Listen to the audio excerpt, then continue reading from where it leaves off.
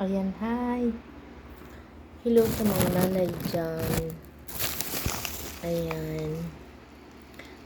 Guys, yung topic ko ngayon, ano lang to, importante to guys. Para sa mga nanay na nagpapadidi. Ayan.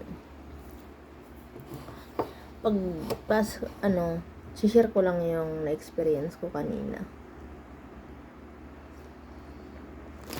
Uminom ako ng chai, slimming tea. Baka sakaling sumeksi.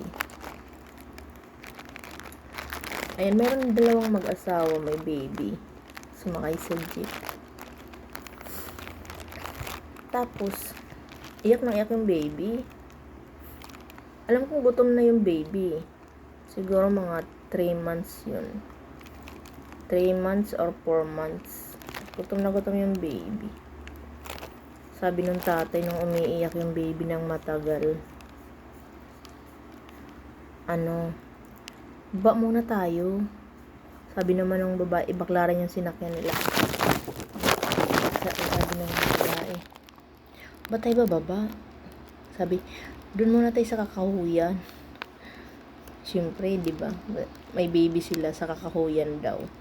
Tapos tinanong ko yung babae, sabi ko kay ate, ate, dumididi ba yung anak mo? Sabi niya, oo daw. Sabi ko, padidiin mo na kasi natural na talaga yan. Sabi ko, takipan mo na lang ng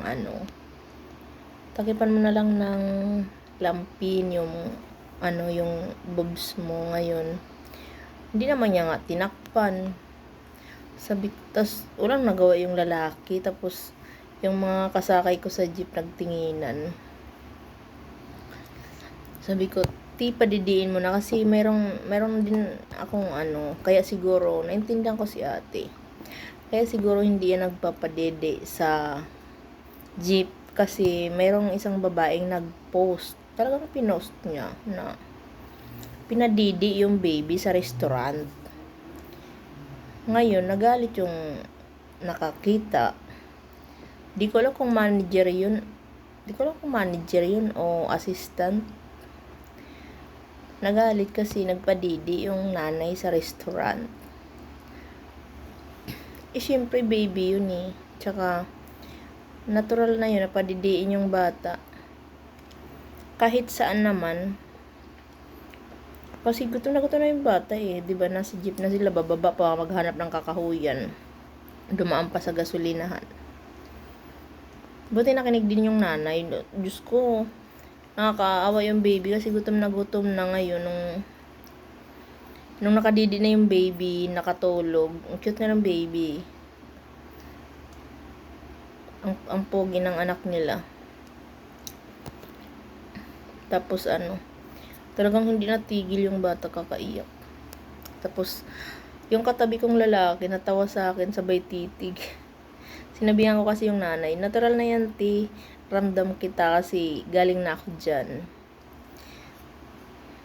Sabihin mo lang nagtanong.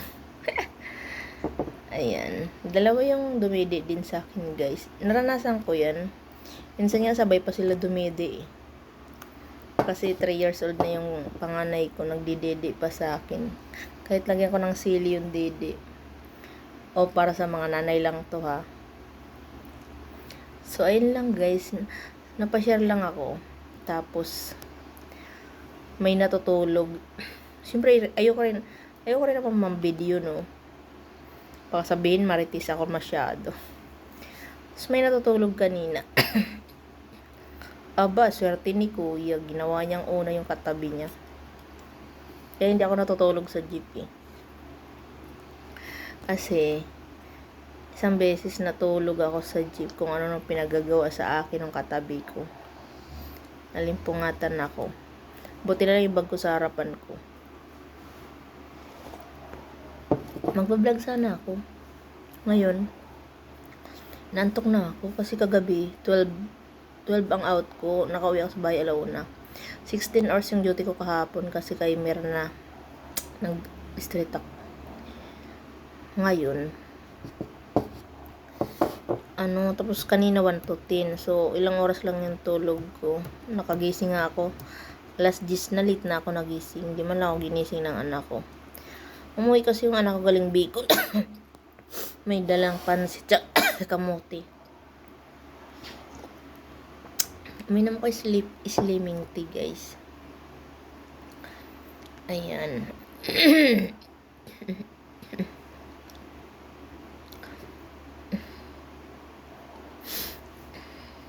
Tapos, nakalimutan yung sasabihin. Ay, magbababay na ako, guys. 5 minutes na, matagal to i-upload eh. Mga 1 hour to 2 hours. Bye-bye. Tulog na kasi mga kasama ko, kaya giingay ako. Thank you nga pala guys sa mga nag-like, shares, and subscribe. Sa mga bagong members, thank you so much.